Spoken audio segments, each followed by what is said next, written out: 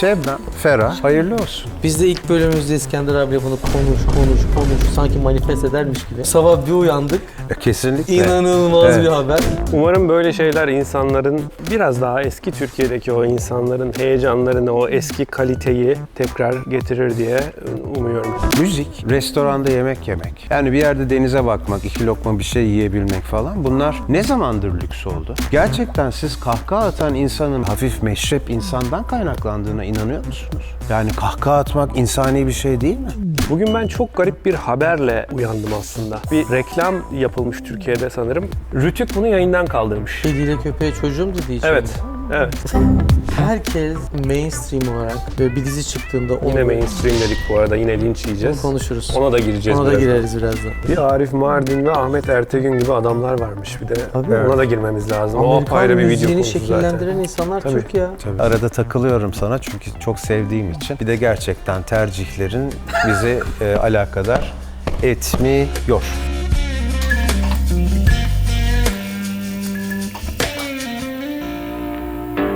Hayırlı olsun ayakkabılar. Satayım sana. Baksana güzel güzel. Yeni aldım indirimden. Abi indirim işte. İndirim işleri gerçi Ali Can'da biliyorsun. Güzel indiriyor. Şebnem, konuştuk o kadar değil mi? Ferah. Çağırmış gibi. Sanki çağırmış gibi ama bu artık olmalıydı yani. Evet. Haziran başı konserini ilan etti. Değil mi? Ve zaten Siz gidiyorsunuz değil mi? umarız. Zaten bunu bekliyorduk hepimiz. Değil mi? Sadece bizler değil yani bütün ülke böyle bir... Arada sırada bu tür ferahlamalar nasıl geliyor ama değil mi? İnsanın ihtiyacı oluyor. Şebnem ferahlamalar. Evet yani Burayı böyle kesiyoruz. Ocak ayında çaldığımız konserler, ondan sonra şimdi Şebnem'in tekrar yanılmıyorsam 6 yıl olmuş, tekrar dönecek olması. Yani hem onun hayranları hem o müziğe tutkun ki o kadar güzel. Bir de biliyorsun her şeyi kendi yazıyor. Oraya geliriz sonra. Evet. Dolayısıyla hayırlı olsun. Evet. Heyecanlı mısın? Çok Sen daha heyecanlıyım. evvel seyrettin mi? Çok büyük bir hayranıyım. Bu yani onu keşfettiğim andan beri hayranlığım hiç değişmedi. Ama ben çok küçük yaşta Amerika'ya geldiğim için Evet. hiç denk gelemedim onun Türkiye'deki konserlerine ve benim için çok büyük bir eksikti. Biz de ilk bölümümüzde İskender abiyle bunu konuş sanki manifest edermiş gibi. Evet. Bugün sabah bir uyandık. Kesinlikle. İnanılmaz Evet, bir haber. evet. Bu arada biz bilmeyerek konuştuk. Biz böyle bir bilgimiz yoktu. Belki sen biliyordun, bize çaktırmadın da. Biliyordu. Öyle mi? Evet. Hayır ben bilmiyordum. Ha, bilmiyor muyduk Hayır. konser olayını? Hayır. Tabii. İşte bilmeden yemin ediyorum gerçek bir manifestation yaşadık yani orada biz. Ve çok mutluyum ve yine planlamıyordum aslında. Ben başka bir sebepten dolayı Türkiye'ye gidiyorum. Ve bu ilk defa Ve sana denk geliyor. Umarım böyle şeyler insanların, daha doğrusu biraz daha eski Türkiye'deki o insanların heyecanlarını, o eski kaliteyi tekrar getirir diye umuyorum. Çünkü İnşallah. böyle şeyler sizin konserde de oldu mesela. Bu tip konserler başladığı zaman, bu tip kaliteli etkinlikler olduğu zaman gerçekten ülkenin gündemi çok kaliteli şekilde değişiyor. Bunu hepimiz buradan da gözlemleyebiliyoruz. Tabii ki. O yüzden umarım bu da güzel bir etki yaratır. Yani şöyle bir durum var aslında. Senin temennin ne kadar hoşsa katılmakla beraber müzik, restoranda yemek yemek, sokakta kahve içmek, arkadaşlarla gidip denizi olan, yani Türkiye'nin 3 tarafı sonuçta ülkemizin denizle kaplı. Yani bir yerde denize bakmak, 2 lokma bir şey yiyebilmek falan, bunlar ne zamandır lüks oldu? Yani aslında bunların sanki lüksmüşçesine yansıtılıyor olması bence bir zorunlu öğretilmişlik gibi bir kavramla kaynaklı. Yani ve Son 3-5 senenin hikayesi bu aslında. yani Evet. işte son yıllar diyelim. Evet, maalesef. Fakat bu bir ihtiyaç.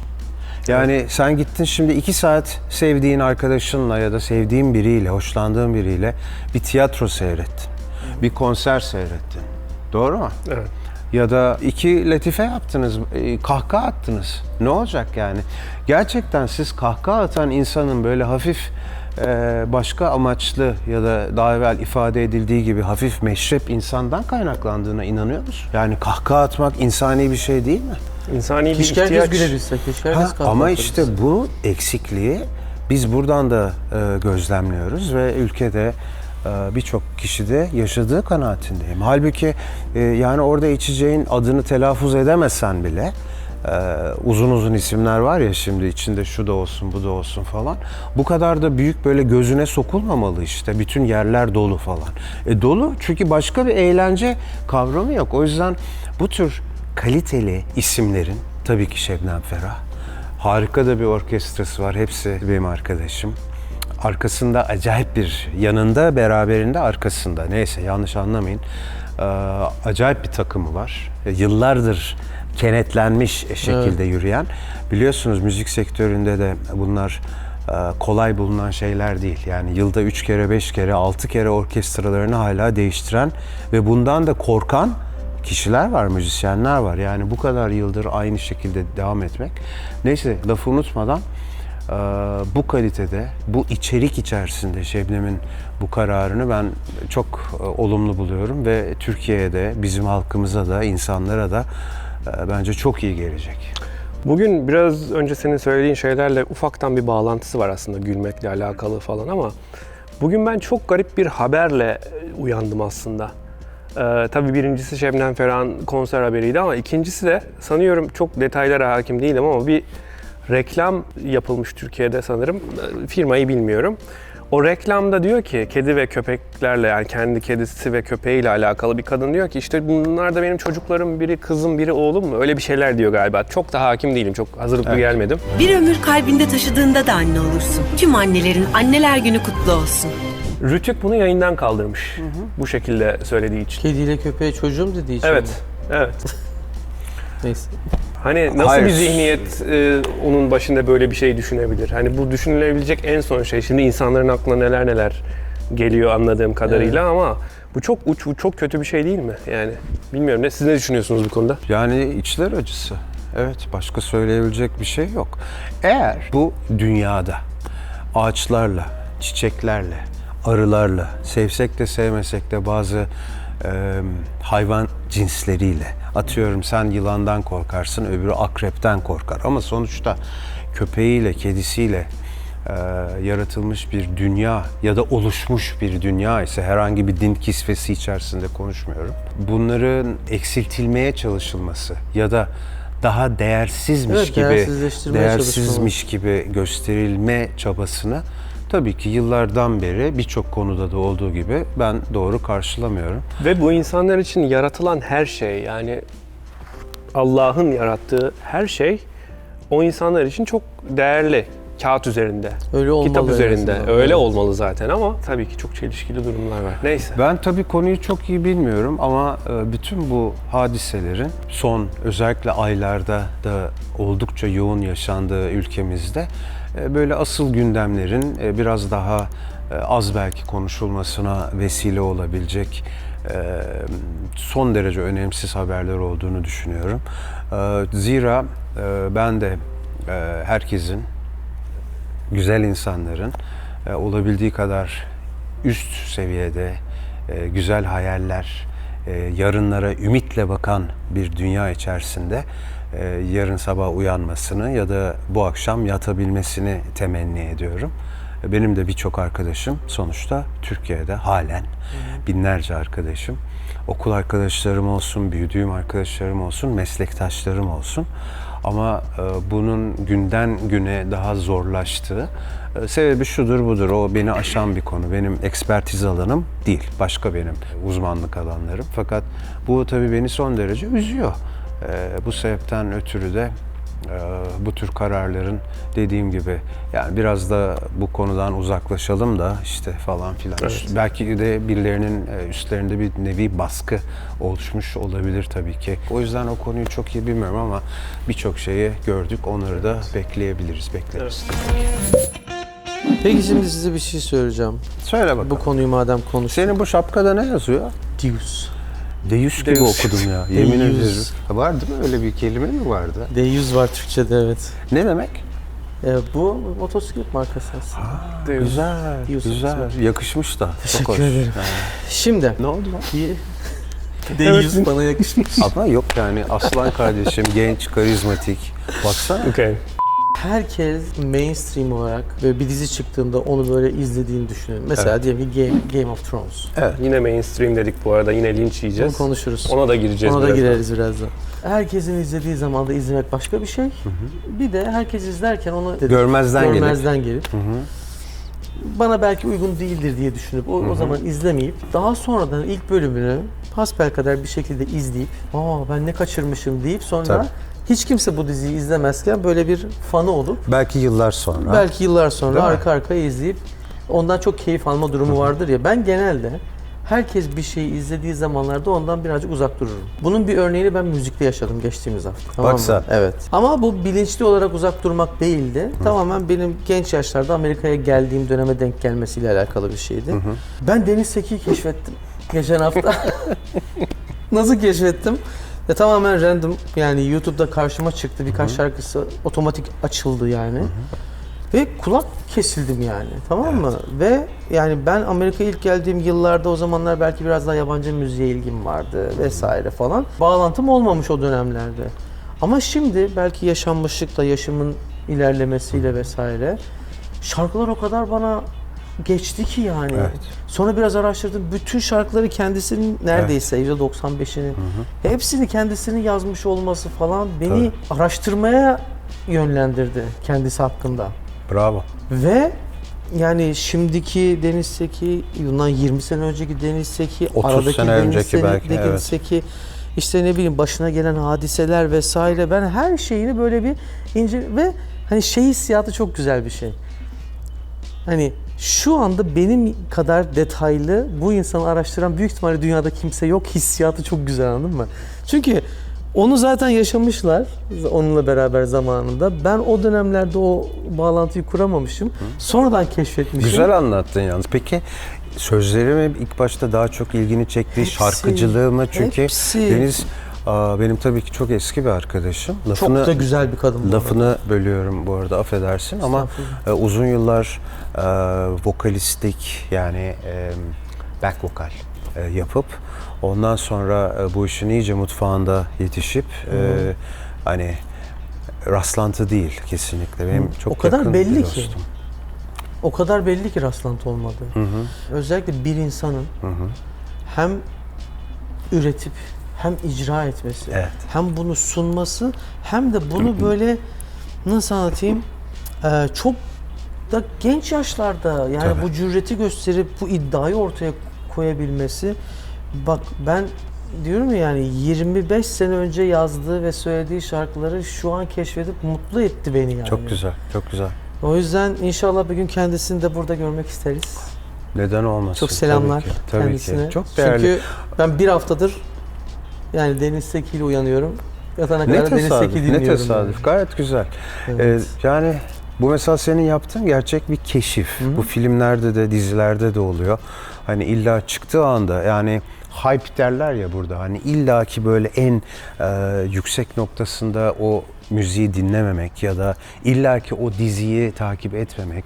İşte çevrende o konuşulurken vay be dün geceki bölüm ne kadar acayipti falan diye ondan biraz belki de bilinçli olarak uzak durmak aslında kişinin müzik ya da filme, diziye neyse ona karşı olan hassasiyetinin de bir göstergesi olabilir. Belki bunların hepsinin doğru olduğu bir zaman vardır. Yani illa bugün bize sosyal medya ya da modern kültür tarafından dayatılan sanatçılar, artistler, yönetmenler, oyuncular ya da modasal işte ayakkabıdır, arabadır vesaire vesaire. Hani telefondur. Hani bu tür teknolojik malzemeler belki de şu an illa hepsine canı gönülden sarılmamızı gerektiren konular olmamalı.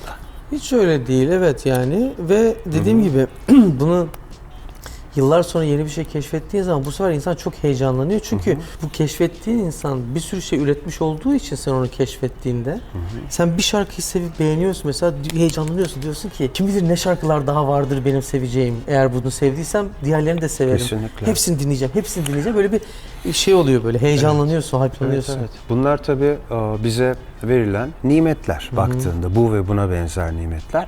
Çünkü dünyada aslında dinlenecek o kadar çok müzik her ülkeden, geçmişten, günümüzden, 1920'lerden yani kayıt sisteminin geliştiği dönemden itibaren ve bununla beraber seyredilecek filmler, gümüş perde. Mesela bunun bir hikayesi vardır. Silver screen derler ya burada Hollywood'da.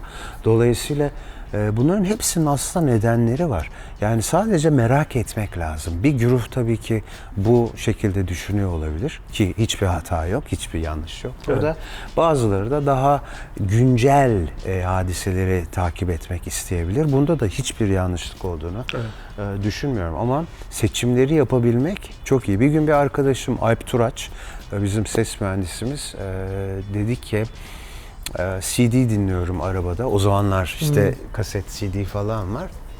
Neden radyo dinlemiyorsun gibi bir konu açılmıştı. Bir konserimiz sonrasında. O da dedi ki ben müziğim konusunda son derece seçiciyim. Yani burada şunu anlatmaya çalıştı. Birçok kişi diyecek biz değil miyiz yani? Muhakkak herkes seçici ama kendisine bir radyo istasyonu ya da modern kültür tarafından aksettirilen ya da dayatılmaya çalışılan müziği illa hepsine sarılmak durumunda hissetmiyor kendini. Ve dolayısıyla seçiciyim diyerek işte bugün şunu dinleyeceğim ya da bu hafta bunu dinleyeceğim şeklinde bir yaklaşım.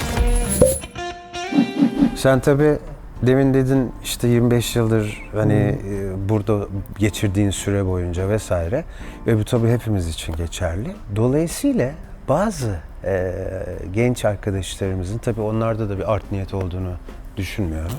Fakat bazı kelimeleri neden şöyle telaffuz ediliyor, neden böyle telaffuz ediliyor gibi bir iki yazı okudum.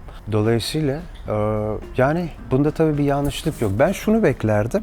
Bu adamlar bu kadar yıldır yurt dışındalar ve ona rağmen ne kadar Türkçeyi düzgün, hani telaffuzları olabildiği kadar iyi denmesini beklerdim. Orada yüzden sen mainstream deyince bunu ana akım olarak söyleyebilirsin ama bunu düşünmek için o saliseyi sen öyle harcamıyorsun da konunun sadedine gelmek için harcıyorsun. Birincisi evet dediğin çok doğru. Çok uzun yıllardır burada yaşadığımız için. Tabii. Mesela ben o gün global dememişim de global demişim. Tabii. Ve birisi tutmuş ona takılmış. Ya olsun şimdi herkesi tabii mutlu etmek zor bir şey. Yok şöyle şimdi şöyle bir dünyada yaşıyoruz. Sen normalde kendi gününde herhangi 10 sene önce ne yapıyorsan bir anda onu yaparken saniyeler içerisinde senden 10.000 kilometre uzakta bambaşka bir hayatta, bambaşka bir yerde, bambaşka bir kimlikle yaşayan bir Amerikalının hayatını görüyorsun. Artık ona döndük. Çok global bir dünyada yaşıyoruz. O yüzden artık hani böyle bu tip küçük şeylere takılmaktansa hani global demek ya da mainstream demek bunlar artık zaten global kelimeler. Biraz da artık evrensel herkesin yani. bence bilmesi gereken kelimeler. Evet. O yüzden kafa yapısını insanların bence biraz daha açması, kendini biraz bırakıp daha fazla açması Sanki. Bence kendilerinin yararına olur diye düşünüyorum. Evet. 45 dakikalık bir programdan izleyip, müzikle ilgili belki bilmediği şeyler öğrenip, uzun zamandır röportajı yapılmayan birisinden güzel bir muhabbet dinleyip, senin ettiğin iki İngilizce kelimeye takılmıyorsa buradaki problem sende değildir diye tahmin ediyorum Hani zaten. bir deyiş vardır ya, birileri gökyüzünü gösterirken birileri sadece o parmağa bakar. Aa, güzelmiş. Çok iyi. O yüzden- Çok iyi. Ben tabii bu demin senin açtığın, sizin konuşmakta olduğunuz konu hakkında şöyle düşünüyorum. Burada 150 tane değişik ülkeden gelen topluluklar var. Birleşik Devletleri denmesinin sebebi de gerçekten birçok devletin burada birleşerek mecburi tabii bir takım demokratik kurallar ve kanunlar dahilinde. Fakat herkesin hani burayı ana vatan ilan etmiş olması fakat nereden geldiklerini de asla ve asla inkar etmiyor olmaları. Şimdi bu da şu anlama geliyor. Afrika'dan, Asya'dan, illaki İngilizce konuşulmayan birçok kıtadan, birçok yerden herkesin değişik bir İngilizce telaffuz şekli var.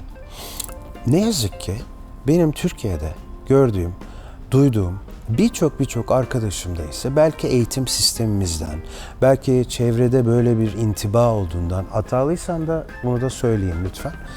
Fakat bir lisana karşı yani Türk kompleksi diye uydurdukları, çünkü burada ben öyle bir şey duymadım ve burada bunu duymuyorsak Hint kompleksi ya da Hintli, affedersiniz, ya da işte Fransız kompleksi. Bunu burada duymuyor isek o zaman bunu kimler üretti? Yani şöyle bir durum var. Bu o kadar önemsiz bir konu ki burada A'dan Z'ye ya da kafadan ayakka kadar ya da neyse işte bir hikayeyi ifade edebilmek, fikrini, düşünceni ifade edebilmek mühim. Dolayısıyla bunu yaparken kullandığım bazı kelimeler, aksanın, işte bazı kelime lisanlarda işte sert ünsüzler daha ön plana çıkıyor. Örneğin Türkçe'de. Bazılarında işte yumuşak ünlüler ya da şöyle diyeyim, yumuşak ünlü deyince sen birden bir tepki verdin yine. Ya yorumlara yazın benim şu düştüğüm halleri ya. Ünlü harflerde bazı lisanlar ağırlıkta olduğu için vesaire her ırkın, her memleketten insanın İngilizceyi farklı telaffuz ve farklı konuşma şekli var. Size üzücü bir şey söyleyeyim. Benim oğlum İzmir'de, burada doğdu. Ve geçenlerde işte birkaç ay evvel konuşuyorduk kendisiyle. Amerikalı bayağı çocuk. Ve dedi ki ben Amerika'ya geldiğimde benimle dalga geçerlerse dedi. Yani o da kendi akranları içerisinde henüz 10 olmadı, 9,5 yaşında. Bunu bir şekilde ona bir güç ya da çevresinde artık kimse bu bilmiyorum. Akıl da erdirmem zor. Diyor ki yani Türk lisanı ya da Türk aksanı. Yani burada önemli olan değil ki siz geçtiğiniz o adamın kültürünü, birikimini, eğitimini, kendini ne kadar geliştirdiğini, altyapısını, donanımını, çabasını hayatı boyunca illa sadece sanki dünyada bir kitle var senin aksanına takılacak yani. Bu sizce normal mi? Dil bir araç abi. Yani sen anlatmak istediğin şeyi anlattığın sürece dilin tabii ki de orijinalini çok da bozmamayı yani isteriz tabii ki. Ama yaşadığımız ülke açısından ve çok uzun süredir buradayız biz. Bizim bazı şeylerin önüne geçmememiz çok normal. Ama şunu da söylemek lazım. Amerika dünyanın diğer yerlerinden çok farklı. Evet. Ya bunun bir örneği yok yani başka dünyada. Çünkü burada en kötü ihtimalle insanların %85'inin 90'ının 3 göbek ötesi başka bir yerden göçme zaten. Kesinlikle. Burada herkes yabancı. Yani. Dolayısıyla ben de buraya gelene kadar İngilizce konusunda, ben buraya 17 yaşına geldim. Ve geldiğimde şeye korkuyordum. Hani tamam insanlar yüz yüze konuşurken biraz mimiklerinden daha net anlaşırım da Evet. telefonda konuşmaktan korkuyordum mesela. Yüzünde görmüyorsun, mimiklerini de görmüyorsun. Ya anlamazsam, sanki ne olacak anlamasan yani. Evet. Ama işte o zamanlar öyle düşünüyorsun. Sonra şeyi anladım, Amerikalı insanların bu işe olan yaklaşımını. Burada aksan aslında hani bize hep öyle gösterildi Türkiye'de uzun, ya biz çocukken. Hani aksan bir noksanmış gibi. Sanki herkes Amerikalı gibi, İngiliz gibi konuşmak zorundaymış gibi anlatıldı bize. Yok öyle bir şey. Hiç öyle bir şey yok. Tabii Herkesin aksanı aslında bir kalitedir. Senin nereden geldiğini söyler. Tabii. Ve o hikayeleri anlatma yöntemini değiştirir. Önemli olan, çok pardon lafını böldüm. Önemli olan şeydir. Dili özenli kullanmak gerekir. Yani neyi, hangi kelimeyi, hangi cümleyi nerede kullanacağın, hangi grameri nerede nasıl kullanacağın, bence önemli olan odur. Aksana çok takılmamak Yani kelime gerekir. dağarcığınızı Ama geliştirdikten sonra onu nasıl söylediğinin çok bir önemi yok. Karşıdaki anladığı sürece tabii. Burada çok sevdiğim bir cümle var. Çocukluktan beri birçok kişiyle paylaştım. O da şöyle, bir insanın konuşurken aksanının olmasıyla asla dalga geçme. Bu onun bir dil değil, birden fazla Dil lisan konuşabildiği ve ona hakim olduğu anlamına. Dolayısıyla bir ihtimal ya da büyük ihtimalle kültür ve donanım olarak da Kesinlikle. biraz daha üstün olabileceği ya da farklı bir noktada olabileceğidir diye bir çok beğendiğim bir görüş var burada. Dolayısıyla biz yine olabildiği kadar güzel telaffuz etmeye çalışıp her şeyi güzelce belirtmekle beraber kaçınmadan, gocunmadan da bildiğimizi. Çünkü burada konu aslında lisan falan değil. Bizim buradaki sohbetimiz vesaire ve ağırlamakta olduğumuz güzel sürprizler ve de daha da ağırlayacağımız konuklarla burada. Bu sınırlarda ona konsantre olmamak lazım. yaptığımız sohbetler. Sohbet deyince o da yanlış anlaşılıyor. Neyse bizim görüşmemiz bu tabii ki. Bu arada demin şarkı yazarı falan diyordun. Hani bir insanın kendi şarkılarını yazması ve onları en iyi şekilde icra etmesi. Türkiye'de tabii ki çok acayip değerler var. Yani söz yazan, müzik yazan. Mesela Gülşen de yıllardır Tabii. hem Sadece kendisine de değil bu arada. birçok kişiye yapıyor. Ben tabii Gülşen'le ilk tanıştığımda 90'lı yılların ortasındaydı. Hiç unutmuyorum. Nispet diye bir kulüp vardı. Etiler'de. Tabii canım. Ve oraya gitmiştik birkaç kere. Orada daha yeni de demeyeyim de 1-2 yıldır çıkıyordu. Ve çok genç olmasına rağmen orada bayağı bu akşam hani Gülşen çıkıyor vesaire. Ondan sonra da bence bu alkış ve bu popülerlik tufanı ile beraber kendine de çok iyi bir yol çizdi ve daha da çok çalıştı. Yani şarkılar yazmaya devam etmesi, söz yazması, birçok şarkısını veriyor olması. Sonra tabii birazcık daha evvele gideceğim önce. Siz de bu arada ekleme yapacaksanız yapın. Ama mesela Nazan Öncel.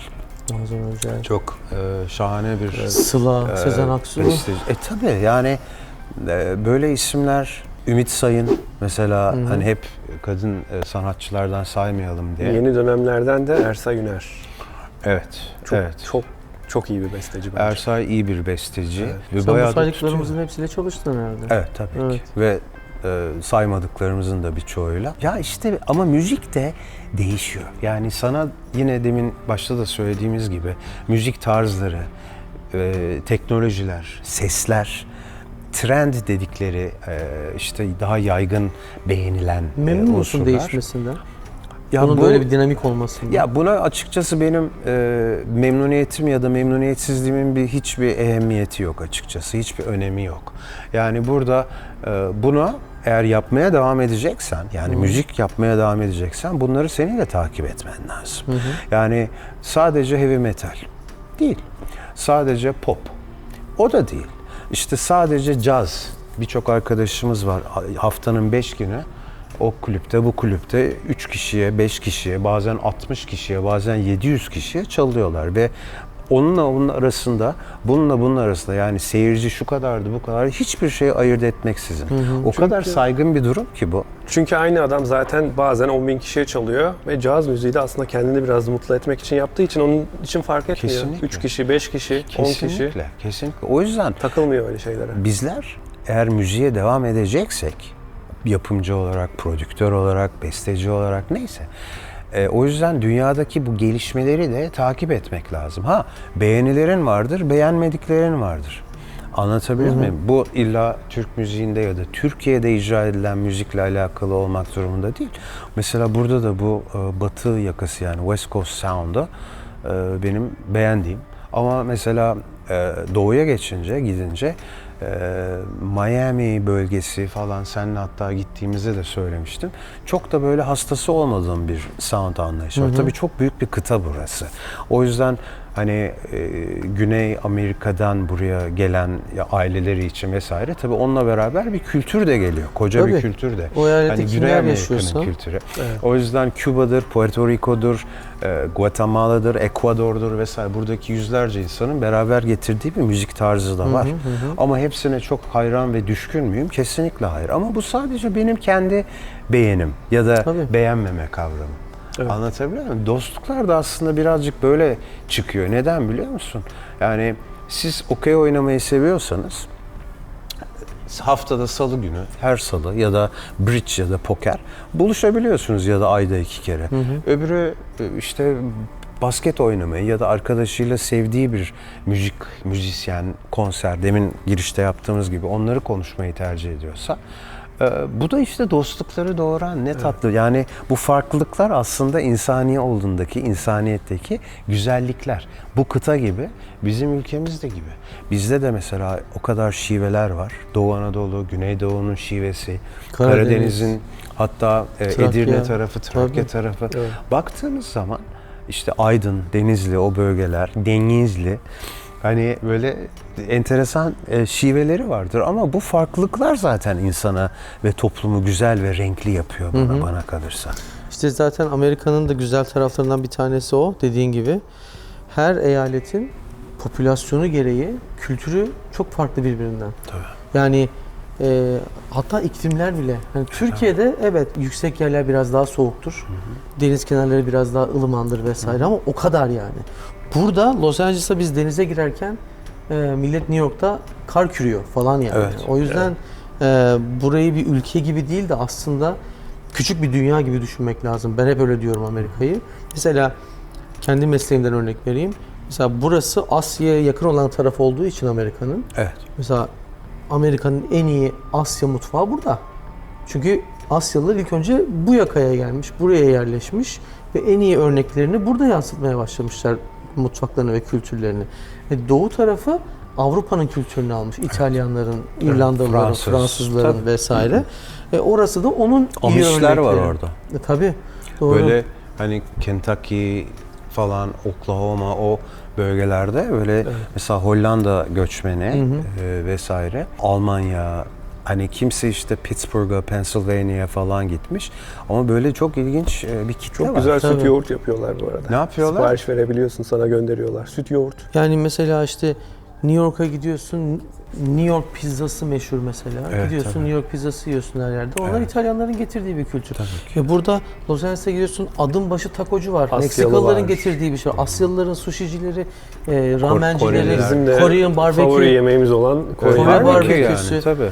Yani o yüzden aslında Amerika'ya gelip tecrübe etmek aslında bir nevi gerçekten dünyayı tecrübe etmek gibi bir şey. Kesinlikle. Yani. Öyle diyorsun. Deminden beri evet yemekten falan bahsediyoruz da ben gerçekten mesela böyle geçenlerde seninle de konuşuyorduk, böyle güzel bir Adana, efendime söyleyeyim güzel bir Gaziantep'in muazzam mutfağı olsun Özledik falan. biraz be. Hem yani özlüyorsun hem de bu tabii çok hoş geliyor. Yani sen mesela Adana'nı nasıl yersin?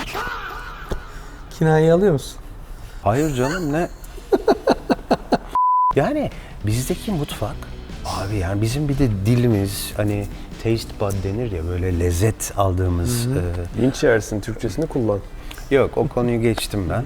Bizim tabii bu tat alma duyularımız, lezzete bir de aşinayız abi. Bizim ülkemizde nasıl bir yemek kültürü var? Hani ta büyüklerimizden bir, ben hiç unutmuyorum, ilk İskender yediğimde Türkiye'ye geçmiştik ve herhalde ortaokuldaydım. Bir de yanında şıra getirdiler. Bursa'daydık. Bursa'dan geçiyorduk daha babamla. Ve ben hayatımda bu kadar güzel bir şey yememiştim. Yani içmemiştim de. O sihri, hala ilk günkü lezzeti unutmuyorum. Demin bu arada sen bir yerde kola içiyordun. Bir arkadaşımızla beraber, Barış Gören, bir buzdolabı gördü. Burada böyle yiyecek bir sürü yerler var, işte dondurmacı var, hamburgerci, yani her yerde olduğu gibi. Can dedi, bu buzdolabını ya da derin dondurucu mu, işte öyle bir şey falan. Kendi tabii meslekiyle de alakalı olduğu için Sasa diye bir marka. Sasa mı Sevel mi öyle bir şey de. Sasa Deus galiba. gibi yani. Evet, evet. Ondan sonra o da dedi ki, bak bu marka dedi Türk bir firma falan dedi. Türk firma demişken bugün bu yayını tabii ki Los Angeles Lazzoni'den yapıyoruz. Bizi misafir ettiler. Böyle bir alanı açtılar bizim için. Bütün showroomlarını kullanabilmemiz açısından. Hatta bu sessizlik, bu sakinliği bize sağladılar. O yüzden onlara da çok teşekkür etmek istiyoruz. Mesela takım olarak. Buradan da şuraya gelmek istedim. Burada da birçok firma var. Yani bizim ülkemizden gelen, meslekleri ne olursa olsun, birçok kişi, birçok başarılı insan var. Evet. Bu konu benim için önemli. Geçen yıl 29 Ekim balosunda, sözü size bırakacağım, bir beyefendiyle tanıştım. Bende de bu meta gözlükler var ya, onlardan yeni almıştım. Can dedi, gözlüklerden memnun musun dedi. Yok, memnunum dedim. Onları biz yapıyoruz Ray-Ban'e dedi. Yani beyefendi burada takımını kurmuş, fabrikasını kurmuş. Hiç kimse bilmiyor. Hiç kimse tabii bunun altını çizmeye ihtiyacı duymuyor ama ancak bu tür konuları öğrenince bana ben gurur duyuyorum. Evet. Öyle söyleyeyim. Mahmut geliyor, Orhan, ikide bir. Evet. Sizlerin önereceğiniz ya da sizlerin bahsetmek istediğiniz bir markalar, isimler var mı? İsimler çok. Ben tabii dediğim gibi çok uzun yıllardır hepimiz burada yaşadığımız için bir Evet. sürü insanla tanıştık. Mesleğimizle gereği. Ben ama hep şeyi görüyorum. Tanımadığın insanlar ve işlerinde çok başarılı olmuş insanlar, genelde tanımadıkların çok daha fazla iş yapan insanlar oluyor zaten. İşinde çok daha başarılı insanları çok tanımıyoruz. Böyle çok pop kültür bir işin yoksa, yani daha böyle ismin değil de şirketin ön plandaysa, o şirketin ön planda, o başarılı şirketlerin arkasındaki başarılı Türkler kendilerini böyle çok tanıtma ihtiyacı falan duyan tipler de olmuyor zaten. Evet. O yüzden mesela ben de yani restorana gelen insanlarla konuşuyordum, ediyorum. Yaptıklarından bahsediyor. Neler yaptığını. Yani abicim seni ben niye tanımadım? Biz niye bilmiyoruz? Niye bilmiyoruz seni? Evet. Evet. Hiç öyle bir dertleri de yok. Tanınmak gibi dertleri yok. Herkes kendi gerçekten işinde gücünde. Yani tabii sosyal medya hayatımıza girince belki hani bu da bir neden olabilir. Bir Arif Mardin ve Ahmet Ertegün gibi adamlar varmış bir de. Tabii. Ona da girmemiz lazım. O Amerikan apayrı bir video müziğini konusu şekillendiren zaten. insanlar Tabii. Türk ya. Tabii ki. Tabii ki. Gerçekten dünya müziğini şekillendiren Kesinlikle. çok uzun bir dönem. Dünya Çok müziğini uzun, şekillendiren insanlarmış. Yani Ve 50'ler. siyahi insanların dışlandığı zamanlarda onları kendisinden, bizden gibi görüp onlara yol açan insan bir Türk yani. Evet. Ve şu anda siyahiler bu kadar söz sahibiyse bu meslekte, gerçekten Ahmet Ertegün'ü hepsi tanıyor zaten, hepsi biliyor da Evet. ya onun açtığı bir yol inanılmaz yani Amerika için. Çok harika bir örnek oldu. Seni Lütfen tebrik araştırın ederim. ve belgeselini izleyin. Yok, YouTube'da var. inanılmaz, inanılmaz. Ve Ahmet Ertegün ve abisi Nesuhi Ertegün, onların babası aslında Türkiye'nin Amerika'ya ilk atanan büyükelçisi. Washington Büyükelçisi, aynen. Baba tabii atanınca oğullar da onunla beraber geliyorlar ve cazın da hafif caz, soul ya da R&B'nin de gelişmeye başladığı. Hangi yıllar bu yıllar? Benim bildiğim 50'lerin başı gibi ama yanılıyor olabilirim. Ve dolayısıyla böyle bir müziğe maruz kalınca kendileri de hobi olarak kardeşler böyle 45'lik denir ya eskiden, hani 33'lüğün bir küçüğü. Burada bir şarkı var, ters çeviriyorsun bir şarkı var. Bunları biriktirmeye başlıyorlar ve ondan sonra dişçilerinden, aile dişçilerinden $10.000 gibi bir ödenek alıp Şirketi veriyorlar. borç alıp onu da ortak edip Atlantic, çünkü Türkiye'den geçerken Amerika'ya gelirlerken Atlantik'i geçiyorlar Evet. okyanus olarak. Dolayısıyla Atlantik plak şirketini kuruyorlar. Bu arada da bir deha daha var, Arif Mardin. Ve bugün mesela çok yakında Rock and Roll Hall of Fame, yani işte rock and roll'un en iyileri ödülleri veriliyor, dağıtılıyor her yıl. Orada yine okudum, kategoriler arasında Arif Mardin özel başarı ödülü var. Tabii Hall of Fame'e girmiş. Yani her yıl 2026'da, 2025'te, 24'te neyse bu kadar yıldır buraya giren bütün dünyaca ünlü, işte Led Zeppelin'inden tutun, Ray Charles'ına tutun, Aretha Franklin tutun, yani dünyaca artık patlamış ve daha nice gruplar buraya kabul edilirken o maddelerden bir tanesinde de Arif Mardin özel ödülü var. Ya da Ahmet Ertegün için özel bir bölüm var. Şu an hala Berkeley'de, Berkeley, buradaki Berkeley değil de Boston'daki Berkeley. Okay. UC'ye bağlı olan değil, Anladım, hani müzik anladım. okulu olan. Orada kürsüsü var ve bursu var. Tabii. Ve şu an bizim ülkemizden de dünyanın değişik yerlerinden de çok başarılı, son derece yetenekli genç müzisyenler Ertegün ve Arif Mardin bursundan faydalanarak okutulmakta. Müthiş bir şey. Yani dolayısıyla verdiğin örnek o kadar doğru ki, yani en üstten verdin. Ama bunlar beni son derece gururlandırıyor. Nereden geldiğimizi hem gururla hatırlatıyor hem de çok da iyi örnek olduklarını düşünüyorum. Bir hikaye anlatayım mı? Anlat. Şimdi bir hikaye duydum. Gerçek olduğuna inanıyorum ama beni çok etkiledi ve mutlu etti izlerken. Babası Washington Büyükelçisi ya, Ahmet Ertegün'ün. Münir Bey konsolosluk rezidansında eğlenceler düzenliyor. Evet. Tamam mı? Siyahi müzisyenler geliyor. İnanılmaz eğlenceler oluyor ve o siyahi müzisyenler Türk kültürünü çok benimsiyorlar Münir Bey sayesinde ve çok seviyorlar vesaire. Sonra bir senatör Münir Bey'e mektup atıyor. Diyor ki Konsolosluk rezidansında eğlenceler düzenlediğinizi biliyoruz ama siyahi insanları ön kapıdan aldığınızı öğrendik. Lütfen onlara arkadan bir kapı ayarlayınız. O arkadan girmeleri gerekiyor kendilerine. Kötü ya. Münir Bey'in yazdığı cevabı hazır mısınız? Diyor ki, benim dünyada arkadaşlarım, misafirlerim ön kapıdan girer. Ama siz bize teşrif ettiğiniz zaman size arkadan bir kapı ayarlarım diyor. Senatöre verdiği cevap. Harsh. Evet. Çok ilginç. Benim de şöyle bir hikayem var. Öyle Yine- bir babanın oğlu da geliyor böyle bir- Atlantik'i Aynen öyle. Atlantik'i kuruyorlar. Ki ne gruplar yani neler.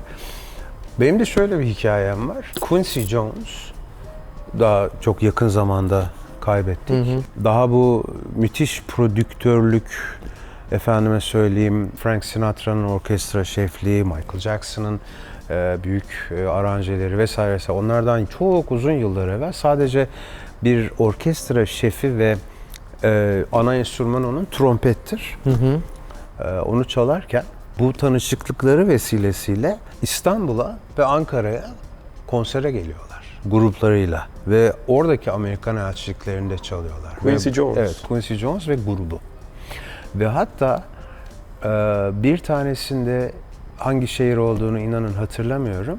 Fakat ödeneğini alamıyor ve dolayısıyla orada edindiği bir takım arkadaşları bütün ekibin hem birkaç gün boyunca belki şimdi olduğu gibi günde 2 kere uçak imkanı yok. Cebinde. Hani daha kısıtlı belki haftada bir, belki 10 günde bir. Dolayısıyla onlara hem bakıyorlar hem işte yemek içmelerini falan karşılıyorlar ve Quincy Jones da sadece Ertegün ailesiyle ya da Arif Mardin'le çalıştığı için değil, Türkiye'de yaşama imkanı da bulduğu için kısıtlı bir süre olsa dahi her zaman çok olumlu ve çok sıcak konuşurmuş ülkemiz hakkında. Bunlar da ancak bizi tabii ne yapıyor? Mutlu ediyor. Çok ilginç. ve Ray güzel bir filminde bilgi de bu Ahmet arada. Ertegün'ü çok güzel göstermişti. Ray değil mi? Ray Charles'ın filminde. Evet. I'm very proud of you. Looks like those boys are gonna get a taste of country love. Jamie Foxx oynamıştı galiba Ray Charles'ı. Evet ve acayip tabii rol yapıyorlar. Bir de bu oynayanlar bayağı çalışıyorlar. Yani işte atıyorum Freddie Mercury ya da Queen'in filmi. Öyle Rami diyelim. Malek mi Rami, oynamıştı onu? evet, mesela o da yani adım adım bütün Yine bir hareketler, kamera açılarıyla. işte Live Aid yani Evet. Wembley'deki haline, işte keza Ray Charles'ı oynayan 2 gün önce bir film geldi.